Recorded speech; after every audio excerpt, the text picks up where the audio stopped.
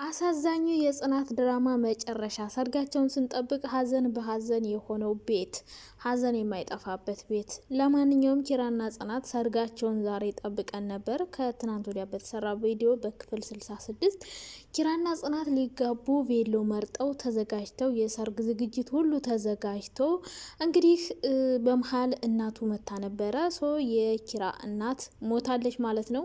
ዞሮ ዞሮ ኪራ እንዴት እንደሚሰማ ሁሉም እየተጨናነቁ ነበር። ነገር ግን ለእናቱ ደስታ ሲባል ያለ ጊዜው ያለ ወቅቱ ሊጋቡ ነበር ጽናትና ኪራ። ይሄን ነገር ኪራ ባያውቅም በመጋባታቸው ደስተኛ ነበር። ነገር ግን አባቱ ቶሎ እንዲጋቡ እየፈለገው እናቱ ይህን ደስታ አይታ እንድትሞት ስለፈለገ ነበር። እሷም እንግዲህ ሰርጉን ሳታይ ነገር ግን ኪራ ጓደኛ እንደያዘ አውቃ በትንሹም ቢሆን ተደስታለች ማለት ነው። ኪራም እንግዲህ እንዳይሰማ ተብሎ የተደበቀው ሚስጥር ጽናትና የኪራ እናት ሲያወሩ እንግዲህ ሰምቶ ከዛ በኋላ በዛ ተናዶ ለምን ደበቃችሁኝ፣ ለምን እስከዛሬ ሚስጥር ደበቃችሁኝ በማለት ሲናደድ እንግዲህ እናትየውም ያው በዛው አሸልባለች ማለት ነው። አሁን ኪራ በጸጸት ተሞልቷል ማለት ነው። ምክንያቱም እናቴ የሞተችው እኔ ስለ ጮሁባት ነው፣ እኔ ስናደድባት ነው የሞተችው እንጂ በሽታዋ አይደለም እያለ ኪራ እንግዲህ የተጸጸተ ምግብ መብላት ትቷል ማለት ነው። ጽናት ልታጽናናው እየሞከረች ነው። እሱም ደግሞ ጽናትንና እነናሆምን እየወቀሳቸው ነው ማለት ነው። ምሩም በዚያ በጣም እያለቀሰችና እያዘነች ነው። የአክስቷን መልካምነት እያስታወሰች ብቻ ሰርግ ስንጠብቅ ሀዘን በሀዘን አድርገውናል ማለት ነው። ሰላም ውድ የቻናል ቤተሰቦች እንዴት ናችሁ? ደህና ናችሁ? በጣም ደህና እግዚአብሔር ይመስገን። ክብሩ ይስፋ። ጽናት ድራማ እንግዲህ ክፍል 67 ዛሬ ተለቋል ማለት ነው።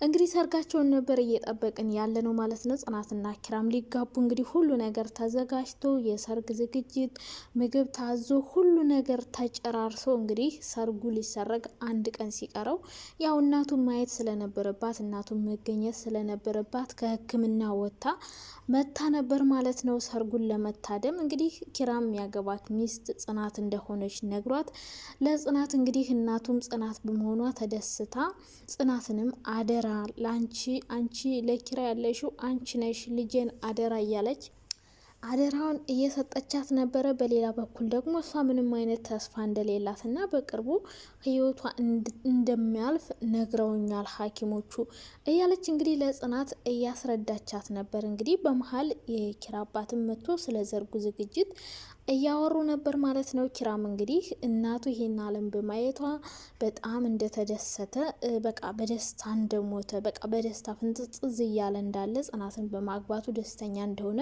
ለእናቱ እንግዲህ ደስታውን እያጋራት ነበር ማለት ነው። ከሰርጉ በፊት እንግዲህ ሚዜ ማን መሆን እንዳለበት ጽናትም እንግዲህ ከሰርጉ መካከል አንዱ የኪራ ጓደኛ የሆነው እንግዲህ እንዲታደም እየጋበዘችው ነበረ። በዛውም በትልልቅ ሰርጎች ትንንሽ ሰርጎች አሉ። ሰኒ ሶፋ አምጥታለታለች። ያንተ ሰርግ ላይ ጓደኛ ቢታደም ደስ ይለኛል እያለች ነበር ጽናት። እንግዲህ በመሀል ነበረ የኪራ ጓደኛ ቤት ውስጥ የመጣው ማለት ነው። ሰርጉ ሆኖ ቢሆን ሰኒና የኪራ ጓደኛ እንግዲህ ጓደኛሞች ባልና ሚስት ፍቅረኛሞች የመሆን እድል ነበራቸው። ነገር ግን ደስታው ወደ ሀዘን ተቀይረው እንግዲህ ዛሬ ጥቁር በጥቁር ሆነዋል ማለት ነው። ከትናንት ወዲያ የነበረው ጭፈራ በጭፈራ ነጭ በነጭ ደስታ በደስታ ዛሬ ደግሞ ሀዘን በሀዘን ቤቱ ተሞልቷል ማለት ነው። ሙሉ በሙሉ በሀዘን ተውጠዋል ማለት ነው። ሁሉም በጣም እያዘኑ ነው። በያሉበት እያለቀሱና እየተከዙ ይገኛሉ ማለት ነው። እንግዲህ ለኪራና ለጽናት የተዘጋጀው ዝግጅት የወጣው ወጪ የተመረጠው ልብስ ሁሉ ከንቱ ሆኖ ነጭ ለብሰው ሊውሉ የነበሩት ጥቁር በጥቁር ሆነዋል ማለት ነው። ዛሬ እንግዲህ የሚሆነው የኪራ እናት ያው ከመጣሽ በኋላ ብዙም ሳትቆይ ህይወቷ በማለፉ ነው ማለት ነው። ኪራ ግን በማግባቱ በትንሹም ቢሆን ሚስቱን አሳይቷት በትንሹም ቢሆን ያሰቡት ያቀዱት ከግማሽ % በላይ ተሟልቶላቸዋል። አባቱም እንግዲህ ሙሉ በሙሉ ደስታውን ሳታይ በመሞቷ ብቸኝነት ተሰምቶት በጣም አዝኖና ተክዞ ብቻውን ሆኖ እንግዲህ እያለቀሰ ነበረ። ነገር ግን የሞተችበት አሟሟቷ አጋጣሚው ኪራን ጸጸት ውስጥ አስገብቶታል። ጸጸት ውስጥ የገባበት ደግሞ እንግዲህ ጽናትና የኪራ እናት አንድ ላይ ሆነው እንንገረው ይስማ ሁሉንም ነገር እያለች ስለ ሁሉም ነገር እየነገረቻት ነበረ። መጨረሻም እንግዲህ ኪራ መጥቶ እናቱንም ጽናትንም አባቱንም ሲያፋጥጣቸው ምንድነው የደበቃችሁትን ነገር ንገሩኝ በማለት ሲያፋጥጣቸው፣ በመጨረሻም እንግዲህ እናቱ ታማሚ እንደሆነች ህይወቷ በቅርቡ እንደሚያልፍ ሲነግሩት እንግዲህ ኪራ በጣም እብድ ሆኖ ነበረ።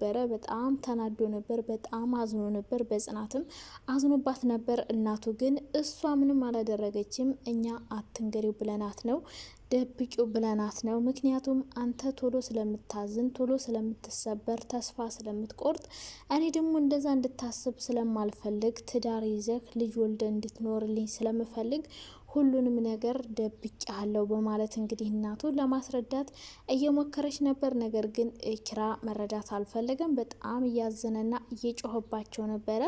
በዚሁ አጋጣሚ ነበር እናቱ እንግዲህ ለመሞት የቻለችው ማለት ነው። ይሄ ነገር ደግሞ ኪራን በጣም ጸጸት ውስጥ አስገብቶታል ማለት ነው። አሁን ኪራ ሙሉ በሙሉ እያሰበ ያለው በበሽታዋ ሳይሆን ሞተች ብሎ ያሰበው እኔ ስለ ጮሁባት ነው፣ እኔ ስለተናደድኩባት ነው፣ የእናቴ የመሞት ምክንያት እኔ ነኝ እያለ በተደጋጋሚ ራሱን እየወቀሰ ነው ማለት ነው።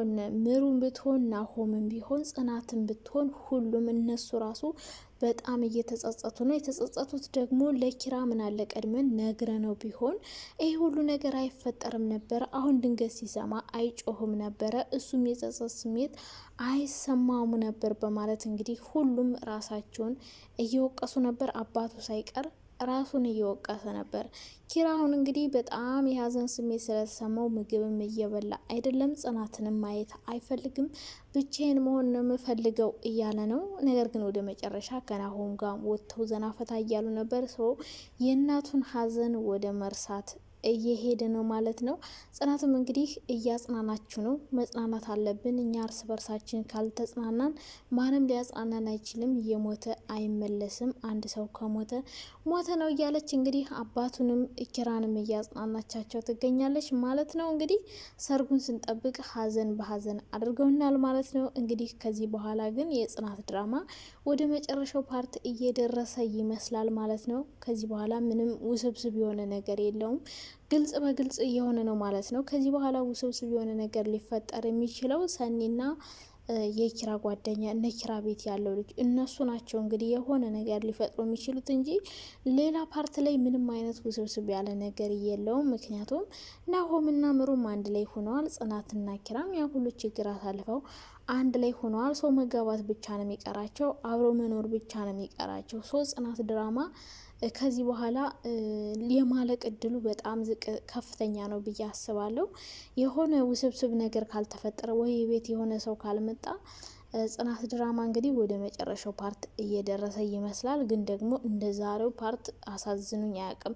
ምክንያቱም እኔ የጠበኩት ሰርጋቸውን ነበር። ነገር ግን ያው ሌላ ሆኖ ተቀይሮ መጥቷል። ዞሮ ዞሮ ቀጣይ ክፍል ደግሞ ምን እንደሚፈጠር ግምታችሁን እያስቀመጣችሁልን፣ እስከዛው ድረስ ግን ሰላም ሁኑ። ባይ ባይ።